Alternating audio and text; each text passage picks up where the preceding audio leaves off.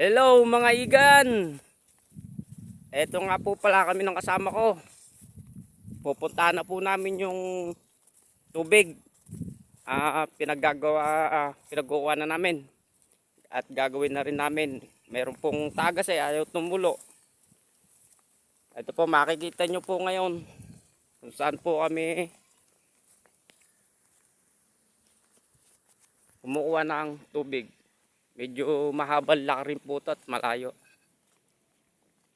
At meron naman po kami mga dalang pag may mga baong kaming pampausok, sigarilyo, yosi. Yun ang kailangan namin dito eh. Kasi malamig, baka maya umulan na naman. At mapuputol na naman yung lakad namin.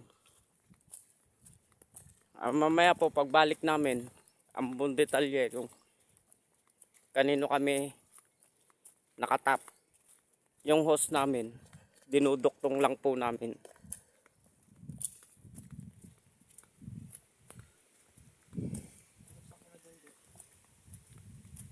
Nakabukas na yung gripo doon.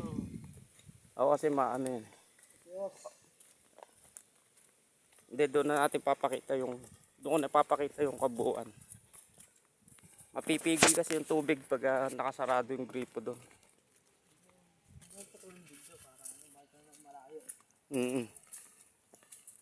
Yan na nga yun. Naiihi pa nga ako eh.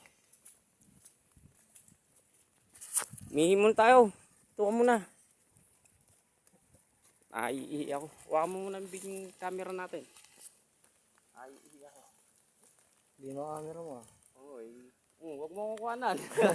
Hindi, mga aso eh no. Ay, mga aso ng kapitbahay. Nakasagad pala eh, kaya pala. Ayan. Lakas-lakas yung ulan, mamaya. Mamaya, uulan na. Mahirapan na tayong mag-vlog. Mag-usok tayo. Usok muna. FGD. Ang mga magagandang ano yan.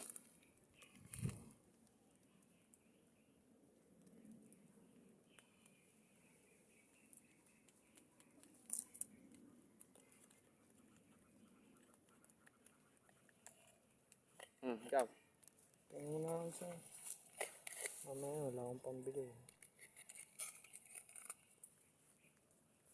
Pwede mo i-off to yun. Wag. Ayaw mo na dire-diretso. I-upload naman yan at kahit mahaba pa yan. Kagaya kay Atom Arroyo. Ayun, gusto ko yung mga kuha no? Mga content ni Atom Arroyo. Ang gaganda nun. Saka yung mga buhay talaga ng taga-bundok. Inaano niya, kinukuha niya. Mga ita. Oo.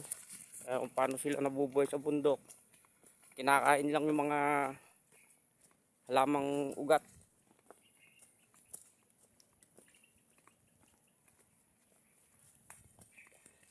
Gusto nga magpunta sa ganun. Para ano naman eh.